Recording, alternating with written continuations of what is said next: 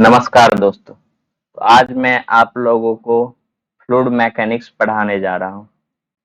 Fluid mechanics पढ़ने से पहले हम लोग को जानना चाहिए कि फ्लूइड मैकेनिक्स हम क्यों पढ़ते हैं और फ्लूइड क्या है और फ्लूइड मैकेनिक्स क्या है।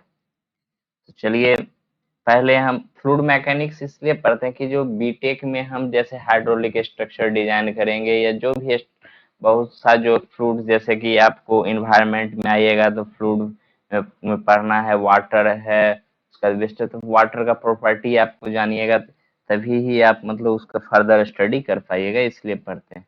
उसके बाद फ्लूइड क्या है, तो फ्लूइड जो भी सब्सटेंस फ्लो करता है, आप कोई भी मतलब फ्लोइंग सब्सटेंस को सरफेस पे फेंके और फ्लो कर रहा है, वो हो गया फ्लूइड।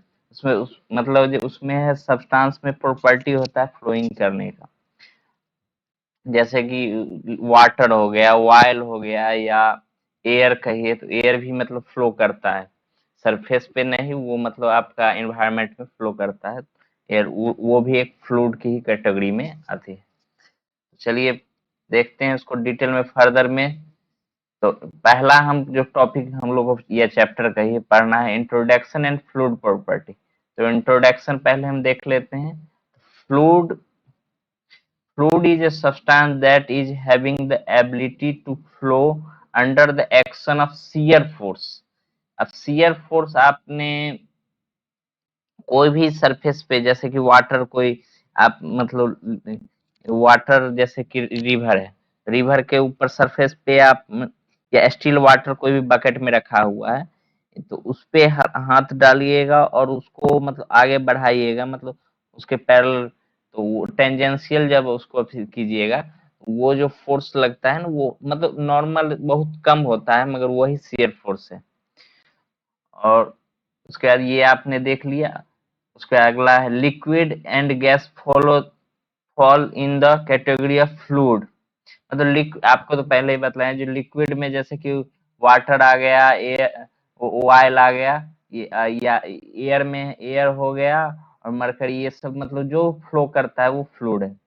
अब फ्लूइड हम लोग तो मेनली पढ़ रहे हैं फ्लूइड मैकेनिक्स। फ्लूइड मैकेनिक्स के लिए आपको फर्क देखना होगा, जो मतलब फ्लूइड और मैकेनिक्स, जैसे कि पहले हम लोग इंजीनियरिंग मैकेनिक्स पढ़े हैं या सॉलिड ऑफ मैकेनिक्स पढ़े हैं, उसके बाद अभी मतलब बीटेक में इससे पहले आप पढ़े होंगे, और उसके बाद आपने एक नया टॉपिक देखें फ्लूइड मैकेनिक्स। तो मैकेनिक्स क्या है, कोई भी चीज पे आपने लोड लगाया और उसका इफेक्ट आता है, तो उसे मतलब उसको मैकेनिक्स कहते हैं। जैसे कि लोड और इफेक्ट का जो कॉम्बिनेशन होता है उसको हम मैकेनिक्स कहते हैं। जैसे कि आपने इंजीनियरिंग मैकेनिक्स में देखे होंगे, जो कोई भी रिजिड बॉडी है उस पे आपने लोड लगाया, वो टर्न कर गया, तो लोड मतलब आप फोर्स लगाएं, फोर्स जो लगाएं वो लोड हो गया, और टर्न किया है वो आपका इफेक्ट हो गया। जैसे स्ट्रेंथ ऑफ मटेरियल या मैकेनिक्स ऑफ मटेरियल में आपने देखे होंगे, जो कोई भी डिफॉर्मेबल बॉडी है, स्टील स्टील का कोई मतलब स्ट्रक्चर है, उस पे आपने लोड लगाया, या कोई रॉड लीजिए उस पे लोड लोड लगाइए, यस, या तो उसमें आपने नॉर्मल लोड लगाए होंगे, या नॉर्मल लगाइएगा तो बेंडिंग हो जाएगा, उसके बाद उसको ट्विस्ट कीजिएगा तो टॉर्सन हो गया, या बेंड करना कीजिएगा, मतलब वो जितने भी इफेक्ट आया, कोई भी लोड लगाए उसके कारण जो बेंड हुआ या ट्विस्ट हुआ, वो इफेक्ट हो गया। उसके बाद आपने फ्लूइड फ्लूइड मैकेनिक्स, इसमें आपको फर्दर पूरे डिटेल्स में पढ़ना है, जो फ्लूइड मैकेनिक्स में क्या इफेक्ट हो गया और कैसे लोड लगाना है। आपको हमने अभी फ्लूइड फ्लूइड और मैकेनिक्स के बारे में आपको बतलाए हैं।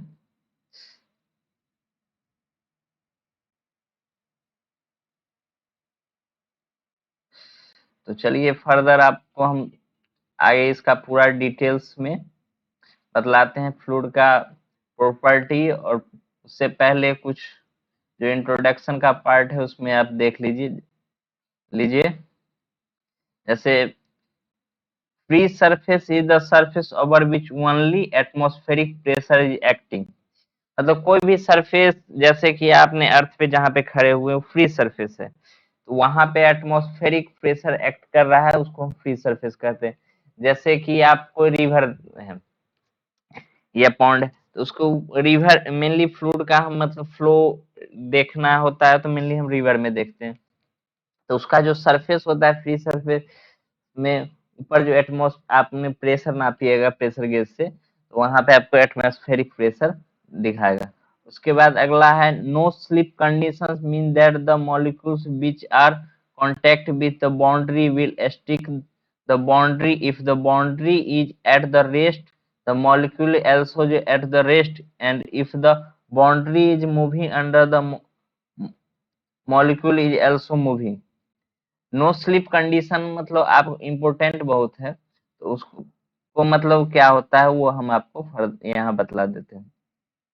जैसे कोई एक यहाँ पे वाटर्स का मॉलिक्यूल्स है, उस मॉलिक्यूल्स को मतलब बाउंड्री के अटैच में है। मतलब आप कोई भी रिवर का सबसे लोएस्ट सरफेस लीजिए, वहां पे एक कंसीडर कीजिए जो एक मॉलिक्यूल है वाटर का, और वो मतलब अगर मतलब वो स्टिक है बाउंड्री के साथ, अगर बाउंड्री मूव कर रही है तो वो मॉलिक्यूल मूव करेगा, नहीं मूव कर रही है तो वो मतलब उसी के साथ सीधे सीधी चलते रहेगा।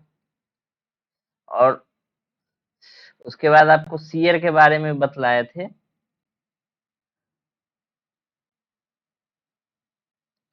शियर क्या होता है, जैसे कोई कोई सरफेस ले लीजिए आप,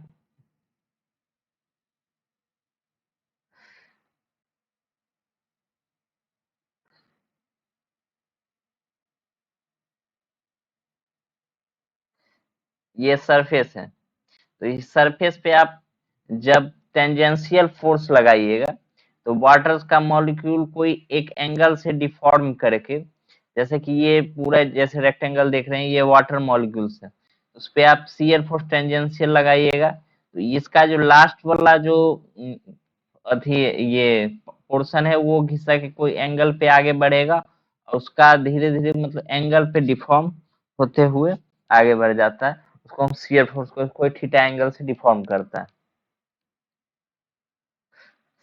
उसके बाद एट द फ्री सरफेस देखिएगा, स्टैटिक फ्लूइड जो होता है फ्री सरफेस पे उसका मतलब जीरो होता है।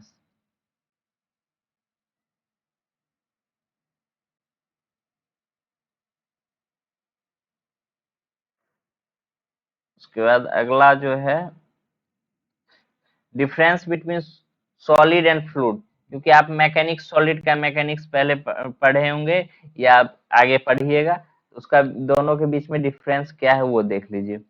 In the case of solid, deformation is constant with respect to time, whereas in the case of fluid, the deformation is constant with respect to time, and hence d theta by dt, which is rate of deformation, is far more important than deformation। आप solid के case में देखिएगा तो deformation जो है सो time के साथ constant रहता है, क्योंकि आप सॉलिड को शियर फोर्स से आप डिफॉर्म नहीं कर पाइएगा। मगर फ्लूइड में देखिएगा तो फ्लूइड में कंटिन्यूअस होते रहता है, जैसे कि फ्लूइड का तो एबिलिटी फ्लो करने का है, तो जब आप सरफेस पे टेंजेंशियल फोर्स लगाइएगा तो वो टाइम के साथ कंटिन्यूअसली डिफॉर्म होता है, और उस डिफॉर्मेशन को हम D theta by D T से डिनोट करते हैं, जिसको हम रेट ऑफ डिफॉर्मेशन कहते हैं। और अगला है आपको on the removal of load, solid will try to regain its shape and since where fluid will never try।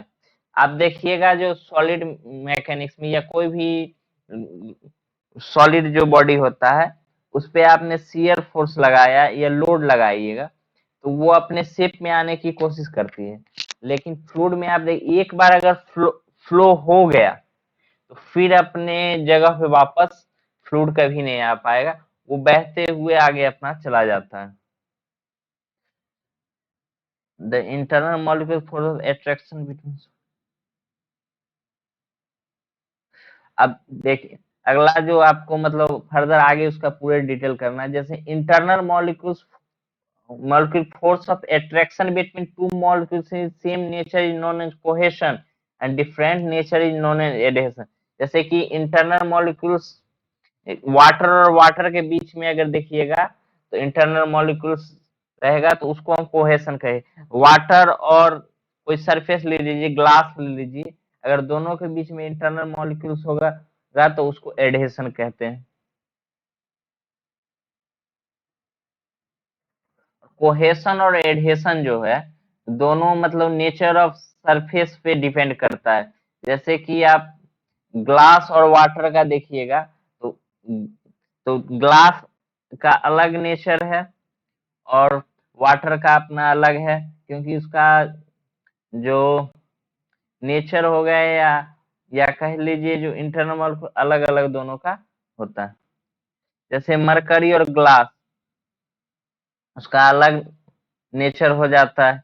जैसे वाटर और ग्लास के बीच में देखिएगा तो यहाँ एडहेशन फोर्स ज्यादा है, और मरकरी और ग्लास में देखिएगा तो कोहेशन फोर्स ज्यादा हो जाता है। और प्लास्टिक शीट और वाटर का देखिएगा तो कोहेशन ज्यादा हो जाता है। तो चलिए हम आज इतना ही आपको इंट्रोडक्शन में बतलाएं, इसके फर्दर प्रॉपर्टी के पूरे डिटेल्स में आपको हम बतलाएंगे नेक्स्ट लेक्चर में। धन्यवाद।